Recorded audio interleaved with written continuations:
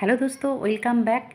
SB blog में आप सबका स्वागत है। आज मैं आप सबके लिए बहुत ही बढ़िया टिप लेकर आई हूँ जो कि घंटों का काम मिनटों में होगी। और मैं गारंटी के साथ कह सकती हूँ कि घंटों का काम मिनटों में ही होगा। और हाँ दोस्तों, हम सब हाउसवाइफ के लिए सिर्फ खाना बनाना काम नहीं होता है, और भी बहुत सारा काम होता है जो कि हम सब ना चाहते हुए भी करना पड़ता है।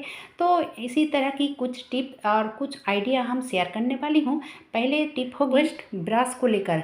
तो ये जब ब्रश ख़त्म हो जाता है या फिर जब बर्बाद हो जाता है तो हम सब तो फेंक ही देते हैं। तो फेंकने से पहले इसको यूज़ किया जाए। तो सबसे पहले इसको गर्म करती हूँ कुछ इस तरह से, और एक हाथ में मैंने लिया है कॉटन की कपड़ा, और इस तरह से इसको घुमा दूँगी और ये से बन के तैयार हो जाएगा। और वो ब्रश को हम साइड में अभी रख दिया है और चली आई हूँ मिक्सी को लेकर। तो इसको कैसे क्लीन किया जाए, क्योंकि इसको हम पानी में डुबो डुबो कर क्लीन नहीं कर सकते हैं दोस्तों। तो चलिए, ये ब्रश भी इस काम में आएगा। तो इसको क्लीन करने के लिए मैंने लिया है टूथपेस्ट। कोई भी टूथपेस्ट चलेगा दोस्तों, जो आप खुद यूज़ करते हो उसी से ही काम चल जाएगा। तो इस तरह से हम पूरा बॉडी में टूथपेस्ट लगा दिया है, और जो ब्रश मैंने तैयार किया है तो घुमाकर इस तरह से उसमें थोड़ा सा पानी दिया है। आप समझ सकते हो कितना पानी मैंने दिया।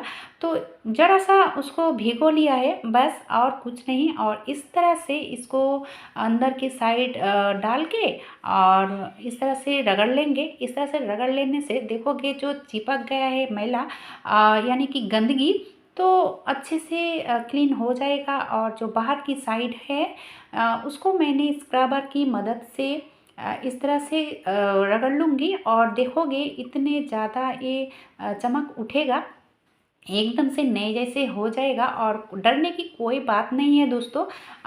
थोड़ा अगर गीला रहेगा ये स्क्रबर तो ज़्यादा अच्छा रहेगा। तो अब क्या करनी है, जब ये क्लीन हो जाएगा तो सूखे कपड़े से, सूखे कॉटन के जो कपड़े होते हैं, इस तरह से इसको हम पोंछ लेंगे। इसमें पानी डालना एकदम से नहीं है दोस्तों।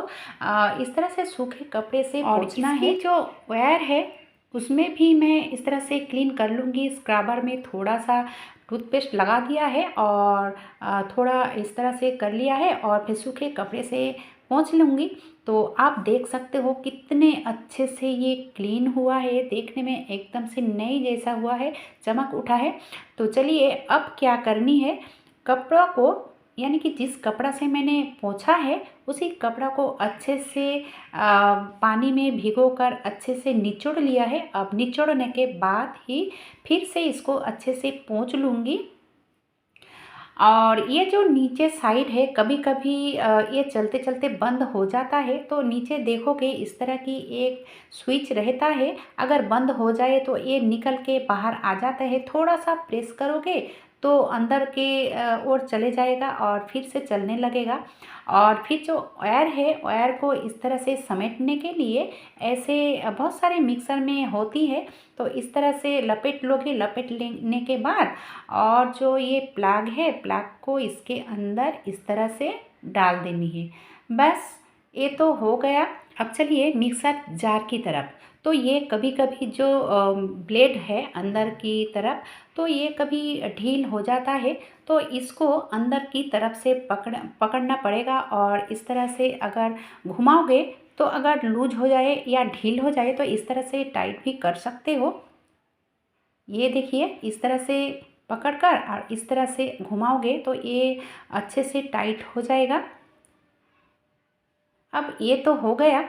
अब चलिए बढ़ते हैं दूसरे टिप की तरफ। दूसरे टिप भी होगी इस मिक्सर जार को लेकर, क्योंकि कभी कभी जब हम बाहर जाते हैं तो इसको अच्छे से ढकना भी पड़ता है। तो मैंने लिया है इस तरह की जो पैंट या फिर पैजामा होती है। तो ये तो वेस्ट है, इसको तो मैं फेंकने वाली ही थी। तो फेंकने से पहले अगर हम कुछ काम में लगा दें उसके बाद फेंकें तो कोई दिक्कत नहीं है। ये इस तरह की पैजामा तो हर किसी के घर में होते हैं, गेंजी टाइप की जो होती है।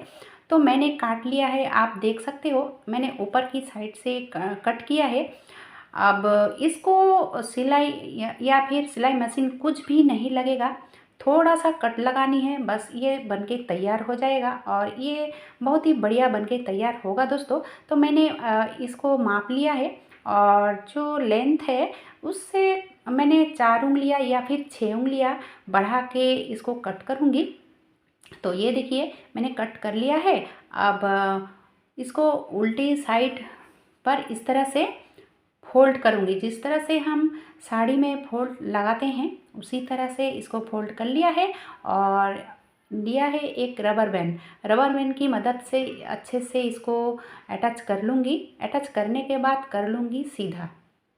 ये देखिए ये बनके तैयार हो चुका है और इसमें इस तरह से पहनाऊँगी कि इसमें एक कुछ भी नहीं जाएगा, यानी कि एक चीटिया भी नहीं जाएगा दोस्तों। तो मैला तो दूर की बात, धूल मिट्टी तो दूर की बात, या फिर चूहा कॉकरोच कुछ भी नहीं जाएगा इसके अंदर। इस तरह से इसको पहनाओगे तो ये देखिए अब हो गई हूँ टेंशन फ्री। आप कहीं भी जाओ, कहीं पे भी रखो, देखने में तो बढ़िया लगेगा ही और सेफ्टी भी है। तो ये टिप अगर यानी कि ये आइडिया अगर आप सबको अच्छा लगा है तो एक लाइक ज़रूर दे देना। चलिए बढ़ते हैं दूसरी आइडिया की तरफ या फिर दूसरी टिप की तरफ, कुछ भी कह सकते हो।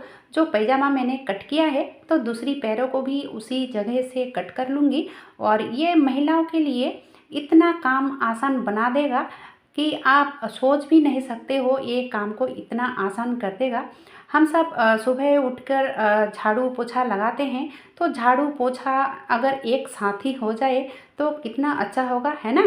तो चलिए उसी टिप को ही मैं आप सबके साथ शेयर करने वाली हूँ। तो मैंने इस कपड़े को थोड़ा सा गीला कर लिया है और गीला करने के बाद झाड़ू के अंदर इस तरह से पहना दूँगी और पहनाने के बाद इसमें लगा दूँगी रबर बैंड। तो रबर बैंड ज़रूर लगा लेना ताकि ये खुल ना जाए काम करते वक्त। और देखो कि ऐसा करने के बाद काम एकदम से आधा हो जाएगा, घंटों का काम मिनटों में हो जाएगा और ये करने में भी खुद को भी अच्छा लगेगा। एक बार होने से भी आप ट्राई करके देखोगे, एक बार ट्राई करोगे तो बार बार ऐसा करने का ही मन करेगा।